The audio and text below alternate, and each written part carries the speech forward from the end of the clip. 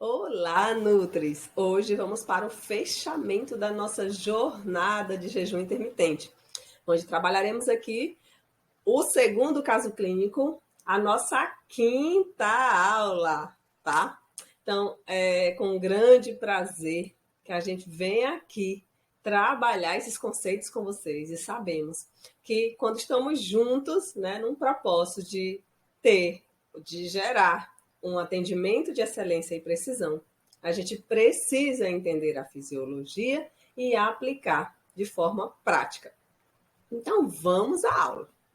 Então, a primeira coisa que a gente faz ao inserir a estratégia é escolher o tempo, né, ideal para o nosso paciente. Eu só estou aqui revisando quais são os principais protocolos utilizados quando o assunto é espaçamento de tempo pós-absortivo ou tempo de jejum.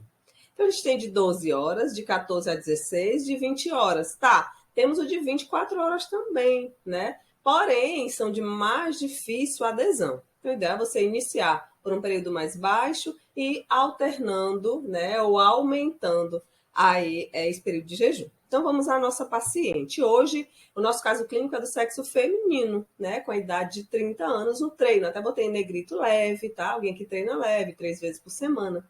Tem a altura de 1,60 metros quadrados, o peso total de 65 quilos e um percentual de gordura de 25%. Quando a gente vem para comparar na tabela de referência sobre esse percentual de gordura para o sexo feminino nessa idade, a gente vê o quê? Que ela está dentro da faixa de recomendação, que seria de 21 a 33. Né? Quando a gente observa aí o comparativo entre masculino e feminino, a gente vê que a mulher ela tem aí a constituição corporal com maior teor de gordura e menor teor de massa muscular, tá? Por isso que para ela, no mesmo quantitativo, lembra que o caso clínico número 1 era 25% de gordura e a gente viu, né, que esse percentual de gordura ele estava no nível máximo do recomendado, né? Então, aqui a gente vê que não, né? 21 estaria aí no nível médio, né, do recomendado. Então, isso ocorre porque a gente tem aí as constituições corporais diferentes no comparativo entre sexo masculino e feminino. A gente sabe que isso também interfere na reserva de glicogênio. O homem, ele tem maior quantidade de massa muscular corporal, por isso ele tem maior reserva de glicogênio, né? Por isso ele consegue se adaptar mais facilmente a maiores períodos de jejum. A mulher, como tem menor perfil muscular, a nível de constituição corporal, tem menor armazenamento de glicogênio muscular, né? Que a gente tem dois tipos de glicogênio, muscular e o hepático. Eu estou sempre me referindo aqui ao muscular, tá?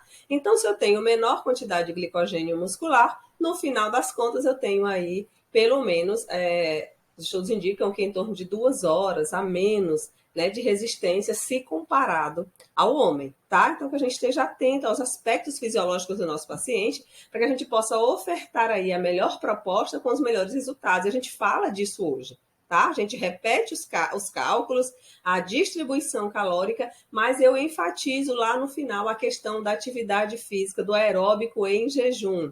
Né? A gente começou a trabalhar isso no caso clínico 1, eu só dei uma pincelada, disse que traria aqui no caso clínico 2, e esse é o objetivo, de analisarmos de forma crítica, tá, essa questão.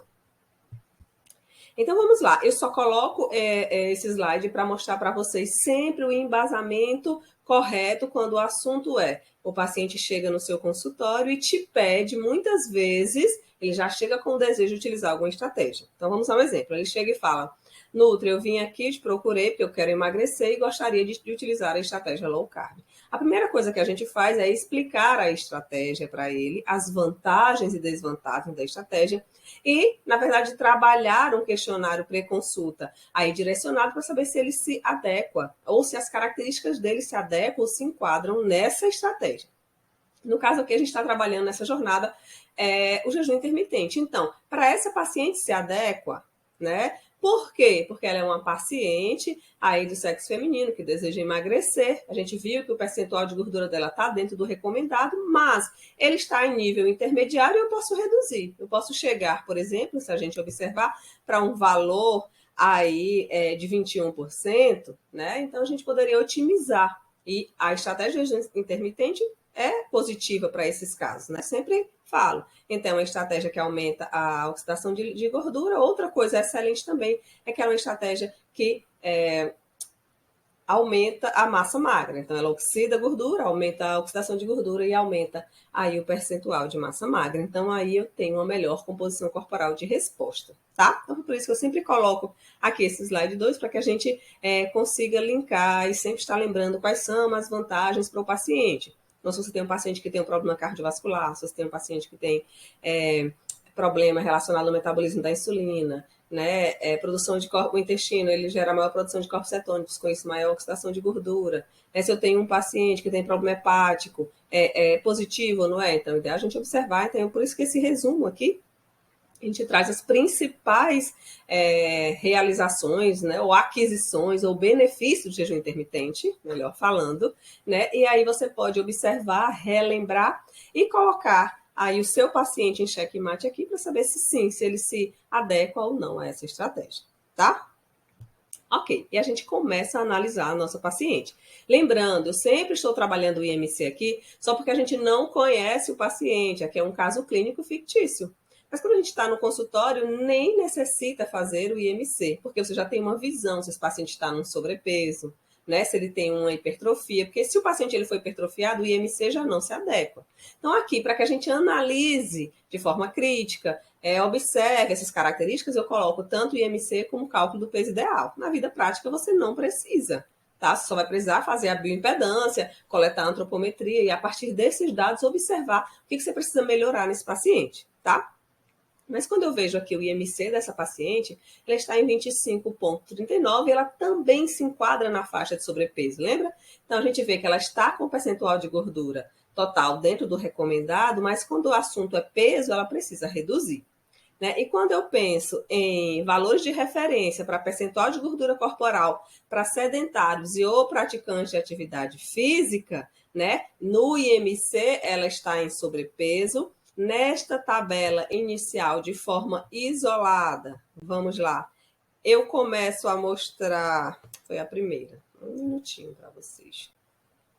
Eu começo a mostrar aqui que essa recomendada, ela está dentro, né? As diferenças entre homem e mulher, eu tenho aí, quando eu falo de percentual de gordura, ela estaria dentro, mas quando eu levo esse quantitativo para riscos de desordens associadas a doenças crônicas, tá? Essa tabela é mais específica, ela me traz o quê? Olha que interessante.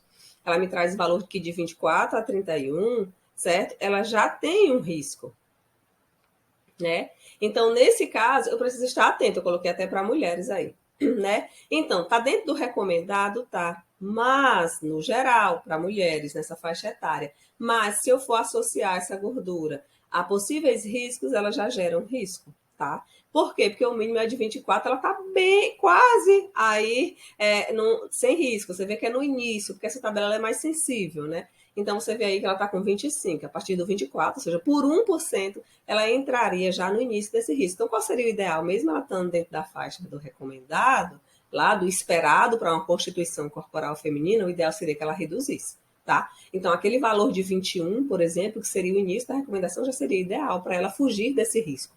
E é por isso que é importante que você analise várias tabelas, né? A tabela de risco de doenças cardiovasculares, a tabela de referência para percentual de gordura, né? A bioimpedância dela como um todo, a hidratação, a idade metabólica, porque repercute a quantidade de gordura e a inflamação corporal. Então, esses dados eles são muito importantes para que você defina aí os objetivos a serem cumpridos por essa paciente, tá? Só estou dando munição para vocês e trabalhando aqui as nossas, como é que eu vou dizer, as nossas análises, para que elas se tornem mais claras aí na hora de trabalharmos com o nosso paciente. Quando eu calculo o peso ideal dela, o peso ideal dela de praxe seria de 53,76. Como ela está com 65, então ela teria um superávit de 11 quilos. Né? Então, se a gente for observar, é um valor acima de 10 quilos, que merece sim um planejamento para redução mesmo dessa gordura corporal, né? Dessa taxa de gordura corporal, e a partir daí ter uma melhor resposta metabólica, tá? Maravilha. E a gente entra para aquele cálculo. E ontem, no caso clínico 1, o que a gente falou? que quando eu penso em trabalhar um valor energético, ou valor calórico diário total, né, que a gente chama o VET, né, ou JET, gasto energético total, para alguém que é eutrófico, né, sobrepeso e obeso, a que mais se aproxima seria aí a de Mifflin, né? Lembrando que a gente não trabalhou aqui nessa jornada pacientes hipertrofiados. Quando você vai trabalhar com pacientes hipertrofiados, um adendo, a melhor fórmula é a de Cunningham, tá? Então esteja bastante atento. Então, Mifflin seria a melhor forma para esse tipo de paciente. Então, aqui no sexo feminino, a fórmula já seria diferente do exemplo do masculino. Eu coloquei aqui. Então, eu escolhi 2 casos clínicos aqui parecidos dentro do sobrepeso, com percentual de gordura necessitando de redução, mas trabalhando aí as mesmas características, tanto para o sexo masculino e feminino, só para que você observe como só por mudar de sexo, só porque ela tem aí, mulher, né, do sexo feminino, a gente já tem uma resposta metabólica diferente, e a estratégia ou o tempo de jejum já poderia ser diferente para que ela tivesse uma melhor adesão. Então, esse foi o objetivo de trabalhar os 2 casos clínicos, tá? Então, quando eu lanço isso na fórmula, então eu botei 10 vezes 65, que é o peso dela em quilos, o 6,25 é da fórmula, mais 160, que é a altura em centímetros, menos 5 vezes 30, que é a idade, menos 161, que pertence à fórmula. No final, eu vou ter o valor de 1.339 quilocalorias. Nós vimos lá no exemplo 1 que esse valor corresponde ao GEB, gasto energético basal. Então, não é o total, o JET. Eu preciso somar a 5 a 10% correspondente ao ETA, né, o efeito térmico do alimento. Vimos lá, no caso clínico 1, foi bem explicado, mas se você não assistiu essa aula, volta lá para entender melhor. Então, a gente adicionou aqui esse valor, né? Eu adicionei o valor aqui de 10% do ETA, e aí eu tive o valor de 1.472,9, tá? Eu multipliquei pelo GAF, que é o gasto de atividade física, no caso dela, 1,4, ela é pouco ativa, a atividade dela é leve, é 3 vezes por semana, e no final eu obtive o valor de 2.062,6. Lembrando que para emagrecimento, a gente pega aí, pela fórmula de redução de déficit calórico, de 500 a 1.000 quilocalorias, eu reduzi 500 e obtive o valor aí final de 1.562,6, tá bom? Então, só explicando como eu cheguei a esse valor. Maravilha! Após sabermos que o valor é 1.500, né? Voltando lá, só para eu repetir o valor. 1.562,6, eu venho para a divisão de macronutrientes, não é isso? A gente tem utilizado as DRIs aqui. Lembrando, a gente começa com essa divisão, trabalhando com 50% de carboidratos, 30% de proteína e 20% de lipídios, tá? E aí depois você faz o quê? Você reduz a quantidade de carboidrato e aumenta a quantidade de proteína. É ideal para a estratégia do jejum intermitente. Então, eu trabalho com o máximo da recomendação das DRIs de proteína, ela que me norteia. Então, o máximo lá é 35%, então eu uso 35% de proteína, tá? E aí, lipídios, eu mantive aí o valor mínimo de 20%, e o resto eu utilizo de carboidrato, ficou de 45%. Então, eu só faço, na verdade, tirar os 45% do VET, que é 1.562,6, e eu obtenho o valor calórico em carboidratos, que dá 702,93. A mesma coisa eu faço com as proteínas, 35% do valor que eu escolhi, de 1.562,6 eu tenho o valor de 546,72.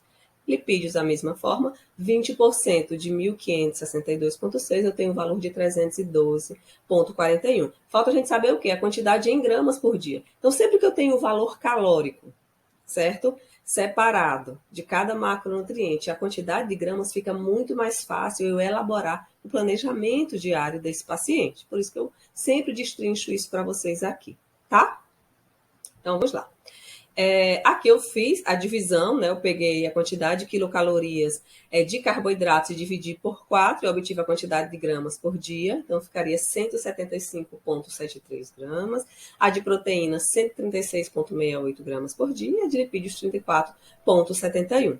Eu coloco sempre aí uma recomendação para quantitativo de calorias por refeição, para que fique mais fácil também você visualizar o quantitativo médio equilibrado para que seja distribuído durante o dia. Isso é para quando você vai utilizar em dias alternados, lembra? Essa estratégia aqui na verdade, esse esquema em pizza aqui não é para o jejum, é para os dias, para quem vai utilizar o jejum em dia alternado. Se você vai utilizar o jejum diário, então você não vai utilizar isso aqui. Por quê? Porque a quantidade de horário de alimentação vai ser menor. Aqui é para você trabalhar todas as refeições. Então, se você vai utilizar em dias alternados, A recomendação é que você utilize, por exemplo, para o café da manhã em torno de 20% das calorias do VET, o almoço 40%, o lanche da tarde 10%, o jantar 20% e a ceia 10%. Observe que a gente nem coloca aí o lanche da manhã. Por quê? Porque entre o café da manhã e o almoço, geralmente a quantidade de serotonina lá é maior, a gente tem uma oferta de proteína maior de forma estratégica na primeira refeição do dia, como é um alimento de difícil digestão, né? Então eu tenho esse efeito térmico ativado, né? E eu tenho aí melhor resposta de oxidação de gordura, por esse motivo. Aí nesse momento eu já não precisaria colocar o lanche da manhã, mas o lanche da tarde ele entra. Por quê? Porque eu preciso desse carboidrato, dessa glicemia controlada, porque eu tenho uma queda da serotonina no horário do fim da tarde. Então, por isso que é importante. Por que eu coloquei a ceia? Porque é necessário você colocar alimentos ricos em triptofano na ceia para que ele não tenha um efeito depressor, tá? Por quê? Porque a gente está trabalhando aí com 45% de carboidrato. É uma refeição, é um dia pobre em carboidrato, é um planejamento low carb, se a gente for pensar. A gente utiliza a estratégia de jejum intermitente, mas a distribuição é low carb. Então, por esse motivo, há essa preocupação. Então, estejam atentos aos detalhes, né? Eles é que geram a maior adesão, consequentemente, a sua resposta positiva. E a sua resposta positiva é o fruto aí do seu atendimento de excelência e precisão. Continuando nesse raciocínio, eu só repeti aqui o VET, ou JET, de 1562, tá? Repetir também a quantidade em gramas por dia de cada macronutriente.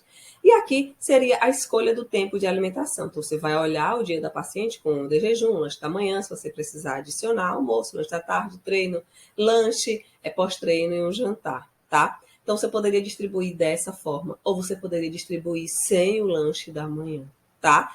E você poderia suprimir, por exemplo, ou pré-treino ou pós-treino, dependendo do horário de refeição que você utilize. Lembrando, eu só trago aqui as cartas. Você é que vai utilizar as informações dentro da melhor estratégia para a realidade do seu paciente, aquele que você vai atender, onde você obteve todas as informações sobre ele, qual o período que ele sente mais fome, né? Qual é o intervalo que ele hoje faz entre as refeições, para que você possa utilizar isso de forma parecida, mais estratégica, para que ele venha aderir ao jejum intermitente sem gerar aí fraqueza, fadiga, tá? Alterações metabólicas que repercutam aí na redução da massa magra, a gente vai falar isso lá no final.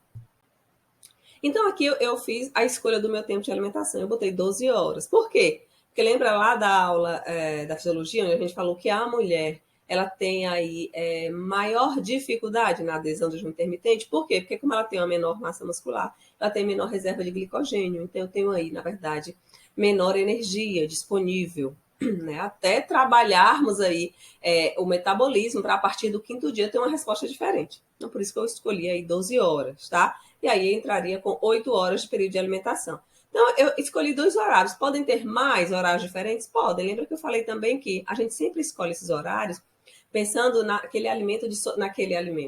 pensando naquele horário de socialização que o seu paciente tem. Então, se a socialização dele é no café da manhã, você não poderia tirar o café da manhã dele com a família. Se a socialização dele é no almoço, você poderia começar com o almoço e suprimir o café da manhã.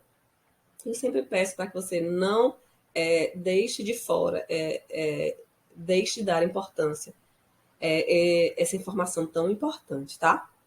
Maravilha. Então, vamos continuar aqui rapidinho. Aqui, eu pensei em duas formas. Iniciar o café da manhã às 10, ter um almoço ao meio-dia.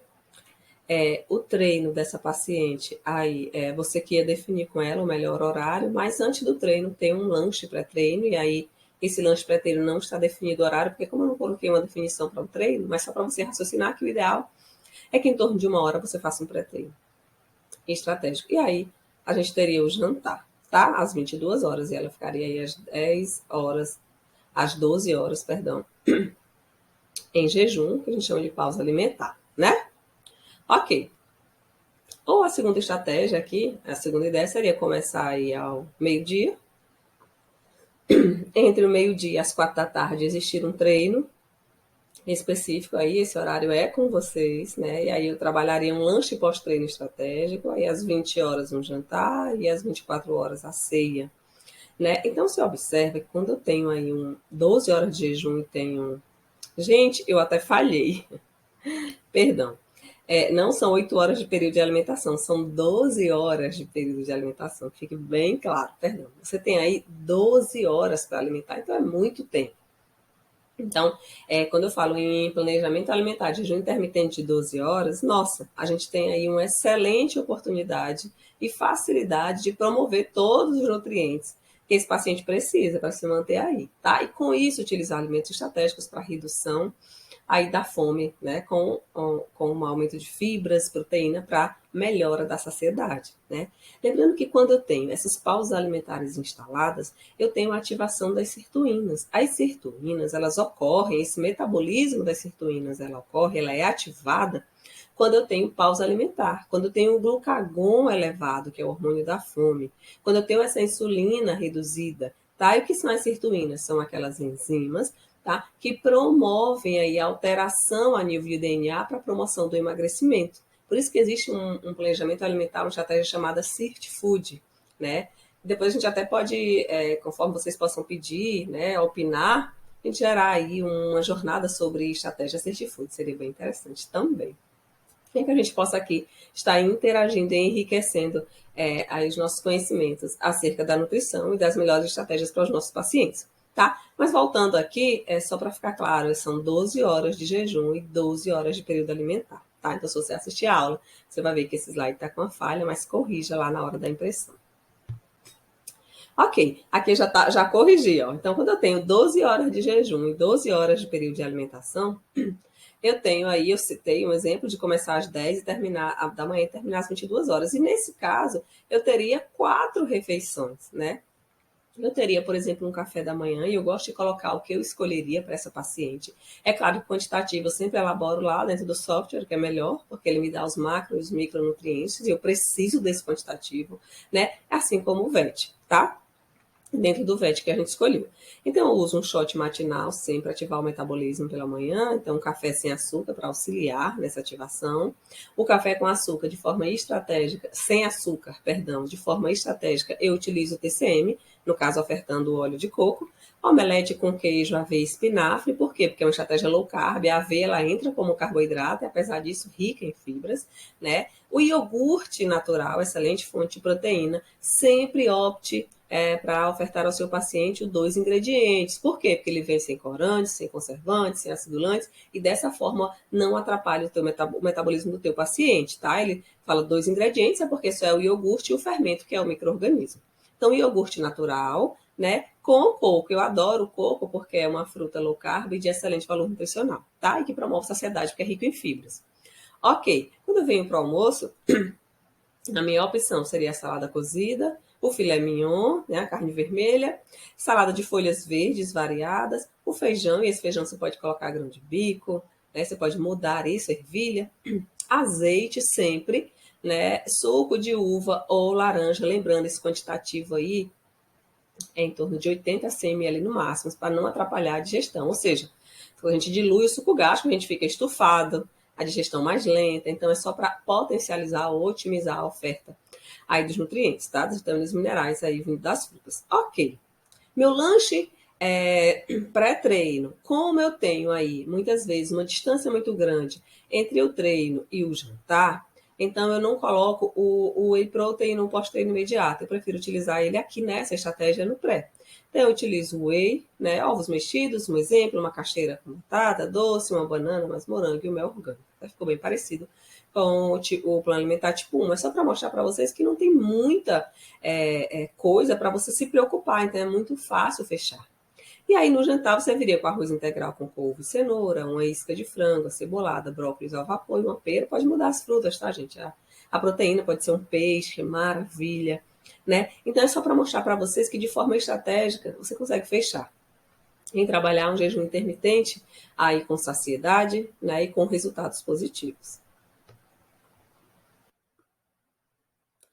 Ok. Então vamos lá, continuando. Eu venho a falar aqui agora, né? A gente fechou, olha como foi fácil. Todos os segredos do jejum intermitente foram revelados a vocês agora, né? Agora são profissionais de jejum intermitente. Agora eu venho falar um pouco para que a gente tenha esses resultados otimizados sobre os nossos conhecimentos acerca da fisiologia, ainda linkando com o caso clínico. né? Eu queria dizer a vocês, por isso que eu utilizei nesse exemplo, atividade física leve para uma mulher, onde a gente já imagina que tem. Aí, se ela está em sobrepeso, né, a gente sabe que é alguém que não tem aí uma performance muito elevada, né? Então, ela treina 3 vezes na semana de forma leve, ela está em sobrepeso, não é isso? Ela precisa reduzir o percentual de gordura. Então, a gente pensa o quê? É alguém realmente que tem, é um paciente, não é sedentário 100%, mas não é um paciente de atividade máxima. E aí entram as questões sobre o aeróbico em jejum. Como existem muitas discussões sobre esse assunto, eu não poderia deixar de trabalhar aqui, tá? Todas elas, para que você, a partir disso, amadureça e comece a estudar sobre o assunto e tomar suas próprias conclusões. Eu sempre digo que cada profissional tem aí, a partir da leitura, da fisiologia, do conhecimento, ele toma suas próprias conclusões e decisões, tá? Então, quando os estudos trazem atividade física em jejum, ou seja, mais precisamente o aeróbico em jejum, com pacientes sedentários, o que se observa, tá, é que essa coluna branca é o período pós-absortivo ou jejum, tá? Essa coluna escura, né, em negrito seria o período pós-prandial, ou seja, a pessoa alimentada. Então a gente observa o quê? Que a oxidação de gordura ela é maior quando o paciente ele está alimentado. Ou seja, você oferta aquele pré-treino, com 1 hora em média você vai para o treino. Toda vez que você trabalha um aeróbico em jejum, você tem uma oxidação de gordura reduzida. Você pode me dizer, professora, a senhora está falando isso desde ontem, mas não é isso que eu vejo. E eu vou explicar para vocês o motivo aqui, tá?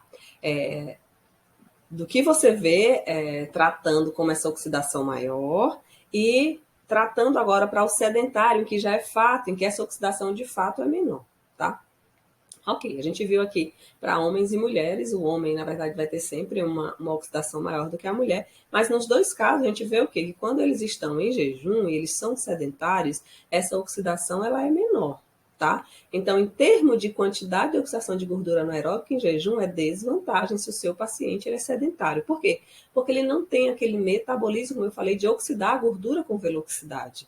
Então, o que vai acontecer? Então, vai acontecer dele utilizar uma parcela de proteína, então eu vou estar perdendo essa massa magra, tá? É uma das desvantagens. Mas eu vou comentando isso de forma mais espaçada, mais devagar, para que a gente vá recebendo as informações e a partir disso desperte a leitura e as suas próprias a decisão de vocês, tá? Então vamos lá. Nós temos a teoria do aeróbio em jejum, que ela é superior para a perda de gordura, tá? Beleza. Isso é mentira? Não, gente. Por que então? Vamos lá. Durante o aeróbio em jejum, o corpo preferencialmente vai queimar mais gordura para produzir a energia, porque a insulina e o glicogênio vão estar baixos nesse período. Isso é um fator fisiológico. Aí você diz assim: a senhora acabou de falar que não é assim que ocorre, que essa oxidação é menor. Calma. A gente está falando aqui de forma isolada no momento de quem? Do aeróbio, onde está acontecendo o exercício. Isso acontece sim. E é por conta desse acontecimento isolado na hora do treino que as pessoas tomam aí em consideração todo um dia, tá? Então, quando eu tenho uma ingestão de alimento antes do exercício, o corpo tende preferencialmente a utilizar o carboidrato. Por quê, gente? Porque a gente sabe que o carboidrato é a primeira via de utilização para a produção de energia. Então, o corpo vai utilizar aquele carboidrato do alimento que eu ingeri no pré-treino e menos gordura, certo? Então, quando eu penso nessa verdade fisiológica, eu penso o quê? Eu tenho a conclusão antecipada de que o exercício realizado em jejum, ele acelera a perda de gordura para outro nível. Ou seja, de forma clara, eu tenho a conclusão definitiva de que o aeróbio em jejum é a estratégia essencial, ou seja, potencializada para a minha oxidação de gordura. Fato 1, analisando dessa forma, no momento, isolando o momento do aeróbico em jejum, é uma grande verdade. Você estaria 100% correto se você pensasse dessa forma. Ou se você pensar dessa forma. Verdade 1. Continuemos no nosso raciocínio.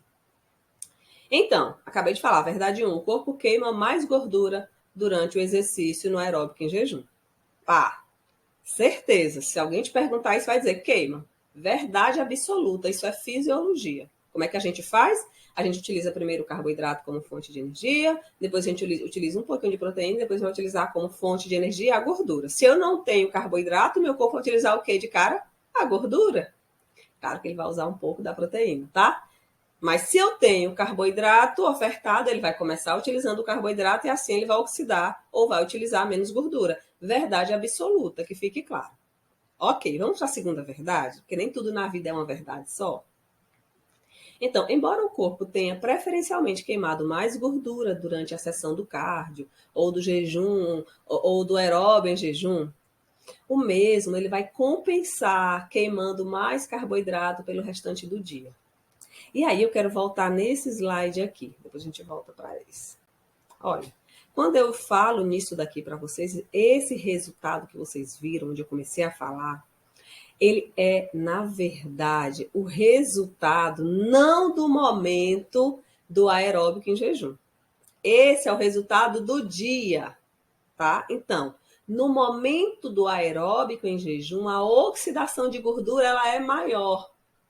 Porém, quando eu comparo com o dia, então vamos lá, eu pego dois grupos e eu vou ver a utilização de gordura durante o dia de um grupo e a utilização de gordura durante um dia de outro. Um que faz aeróbico em jejum e o outro que não faz. Sabe qual é o resultado? Igual. Aí você diz, gente, mas como que dá igual? Porque se eu vi que o grupo que faz aeróbico em jejum queima mais, na minha cabeça eu pensaria o quê? Que no final do dia a oxidação dele foi maior, mas só que não, ele teve uma oxidação maior naquele momento do aeróbio em jejum. Mas depois o corpo dele compensou utilizando menos, oxidando menos gordura e utilizando qualquer carboidrato que fosse entrar no período de ingestão alimentar, certo? Diferente de quem tem o jejum intermitente ocorrendo e treina durante o período alimentado. O que, que ele faz? Ele oxida menos, né? Ele oxida a gordura, como é que eu vou dizer? De forma, ele não vai ter nenhum pico de oxidação, porque ele não faz aeróbio em jejum, mas no final do dia ele vai ter queimado a mesma quantidade de gordura de quem fez o aeróbio em jejum. Gente, e o aeróbio em jejum ele é muito sofrido. Então, você não precisa expor o seu paciente a esse sofrimento. Vamos para mais um adendo. Eu estou falando para você de pacientes que não são treinados. Se eu tenho alguém altamente hipertrofiado, um atleta de excelente nível, de potencial, que faz o aeróbico em jejum, dele vai ser diferente. Ele vai ter um resultado de aeróbico em jejum melhor durante o dia. Por quê? Porque o corpo dele está adaptado a queimar muito lipídio. Então, ele não vai ficar queimando, utilizando carboidrato. Tá? O corpo dele, a gente chama isso os queimadores de gordura. Né? Então, eu estou deixando bem claro que se o seu paciente ele não é um praticante de atividade física de alto nível, expor o seu paciente ao aeróbico de jejum, achando que a oxidação, a perda dele de gordura vai ser maior do que o teu paciente da mesma classificação que treina alimentado, você está enganado. Você pode utilizar a alimentação dele, tá? Normal, trabalhar com ele alimentado, que ele vai ter uma melhor resposta. É essa a informação que eu quero dar a vocês aqui. E eu incentivo para que vocês leiam sobre esse assunto. Eu sempre falo que o aprofundamento é tudo, tá? Nesse quesito. Mas continuemos. Então, o que eu queria dizer lá? Que eu chamo de elas por elas. Se eu tenho um paciente sedentário e eu utilizo o jejum aeróbico, o aeróbico em jejum com ele, e eu tenho um paciente sedentário onde eu utilizo um exercício alimentado, no final do dia ele vai ter a mesma oxidação de gordura. Tá? A diferença é que quem faz aeróbico em jejum vai ter um pico maior nesse horário, mas vai compensar, o corpo vai compensar no final do dia, reduzindo essa oxidação, tá bom? Vamos para mais. Então, o resultado das pesquisas apontam que realizar o cardio, quando eu falo cardio, é o aeróbico, tá? Em jejum, durante o estado de jejum, promove diferenças significativas quanto ao exercício no estado alimentado. É o que eu acabei de falar. E aí vem a pergunta, então por que exatamente o aeróbio em jejum continua sendo recomendado? Aí vamos lá para as exceções. Então, se você tem um paciente que é sedentário, tá? Mas você quer melhorar a regulação hormonal dele, tipo, ele tem resistência à insulina, vai ser melhor para ele praticar o aeróbio em jejum, por mais que ele tenha a mesma oxidação lipídica. Por quê? Porque quando eu trabalho aeróbico em jejum em alguém, eu tenho o aumento do GH, que é um hormônio que vai estimular o aumento da massa magra, e eu tenho também a modulação do cortisol. Quando eu tenho a modulação do cortisol, eu tenho menor repercussão na inflamação, tenho uma maior correção da inflamação corporal. Então, vamos para a segunda informação. Quando eu escolheria a estratégia do aeróbio em jejum para pacientes sedentários? Quando eu tenho, por exemplo, alguém que precisa melhorar o perfil hormonal, quando é um paciente que tem resistência à insulina, por exemplo, aí eu vou modular isso daí, tá? Quando ele tem risco de diabetes tipo 2, né? Então, entendi, tá? Então, nesses casos é que fica sendo vantajoso. Não quer dizer que é a única opção, tá, gente? Eu estou dizendo que essa é a vantagem metabólica da indicação, mas eu quero que fique claro que não é porque ele vai queimar mais durante o dia, ele vai queimar mais gordura naquele momento, tá bom? Vamos lá. Continuando. Então, para uma análise crítica, perdão. Vantagem da oferta de energia antes do exercício. Vamos para a segunda. Qual seria a vantagem, então? Eu já falei a vantagem para os pacientes, para quem você usaria, por exemplo, porque você escolheria isso. Mas se você for pensar assim, tá, meu paciente não tem essa resistência à insulina, meu paciente, tá, ele tem, ele precisa perder gordura. Então, eu escolheria pela oferta de energia. Por quê? Né? Porque levando em consideração que o exercício de alta intensidade ele exige força, esforço, não é isso? Ele vai elevar a taxa metabólica basal. Então, para que ele tenha um melhor resultado, é melhor alimentar esse paciente. Ele vai ser mais eficiente no desempenho desse exercício. Inclusive, gente, para os meus pacientes de resistência à insulina, que são sedentários, eu não gosto de expor, porque muitas vezes gera redução da adesão à estratégia, ao tratamento. Tá? Mas observe seu paciente, se ele tem essa garra, ele quer, para ele é positivo, tá? E quais seriam, então, as desvantagens desse aeróbico? Então, no caso do sedentário que não é treinado, ele pode utilizar aí mais aminoácidos como fonte de energia. Mas, lembra que ele produz GH? Então, pode ser que compense, que no final das contas ele não vai perder massa muscular, tá bom? Segundo, ele tem baixa performance. Por quê? Porque ele não tem energia, então, consequentemente, também aí a demanda da atividade física, ou seja, a força, né, o desempenho vai ser menor. E com certeza o resultado menor também. E aí é mais fácil dele ter fadiga, fraqueza, tontura, enxaqueca, tá? Então, gente, como é que eu falo para você? Observe seu paciente. Lá no questionário, no seu questionário pré-consulta ou durante a consulta, ele citou que ele sofre de enxaqueca, que ele tem tontura, que ele tem fraqueza, que ele tem fadiga. Aí você vai expor ele a um aeróbico em jejum? Pense bem, mas se o seu paciente ele está disposto a isso, ele é associado a isso, tem resistência à insulina, ele quer, vá. Entendeu? Faça isso, porque será positivo para ele. O que eu quero deixar claro aqui é que muitas vezes o pessoal vai com a boiada. O estudo diz que é a maior oxidação na aeróbica em jejum. Isso me dói. Por quê? Porque ninguém fala do dia inteiro, fala de um momento isolado do treino. Mas no restante do dia, o corpo compensa reduzindo a oxidação. E no final das contas, se ele é sedentário, que fique claro, e ele tem o jejum intermitente em jejum, o aeróbio em jejum e a atividade física alimentada, se eu sei que os dois são iguais no fim do dia, então eu vou optar aquilo que o meu paciente acha melhor, certo? Então, que fique claro, espero ter trazido clareza nesse conteúdo, espero ter despertado em você o interesse de ler a respeito, tá bom? Continuando. E aí eu começo a falar da fisiologia dentro desse aspecto. Né? Então, a atividade física em jejum ela é eficiente para pacientes treinados, eu havia falado nisso e eu vou dizer o porquê. Em pacientes treinados, ele tem já um metabolismo energético melhor, avançado, ou seja, ele tem maior resistência. Eu pergunto para vocês, por que alguém treinado tem maior resistência? Vamos lá, você vai para uma aula de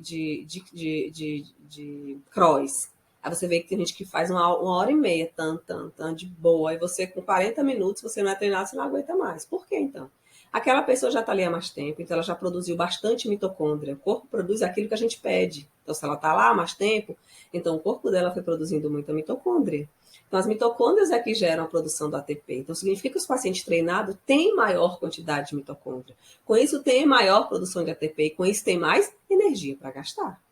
Tá? Então, ele produz mais energia de forma mais rápida. Essa é a resposta. E eu trago para vocês aqui o que acontece, por exemplo, no estresse energético. E, por exemplo, a relação entre a hipertrofia.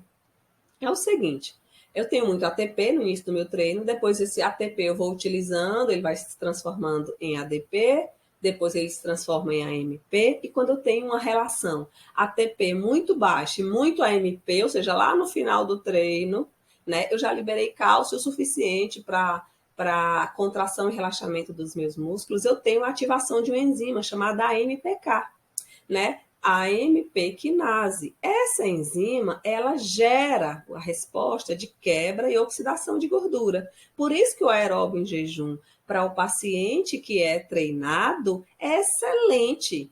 Por quê? Porque quando ele libera, além dele ter energia para isso, ele tem muita mitocôndria. Então, se ele tem muita energia, ele não vai queimar a massa magra dele.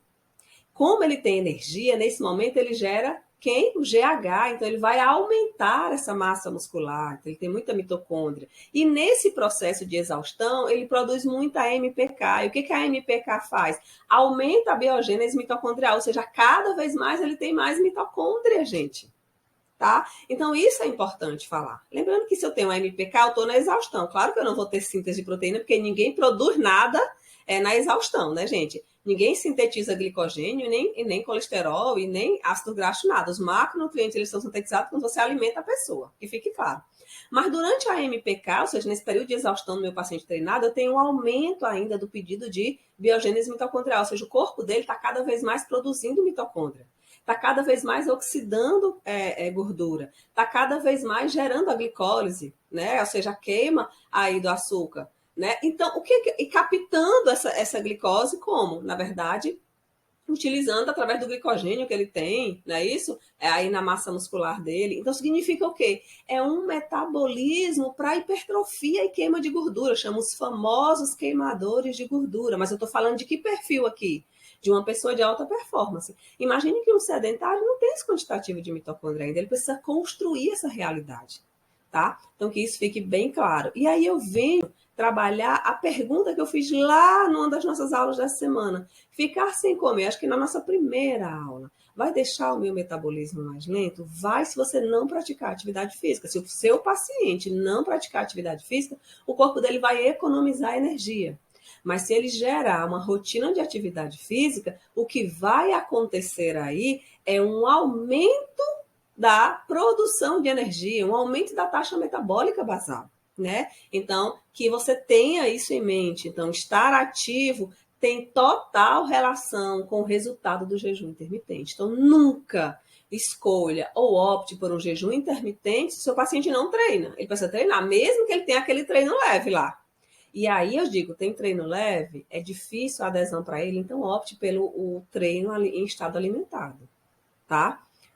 Reveja essa aula, anote os pontos, analise o seu paciente para que você utilize a estratégia do jejum intermitente de forma assertiva, para que você gere frutos e a partir disso você tenha cada vez mais pacientes, né? Você gere uma agenda lotada e tenha uma carreira de sucesso.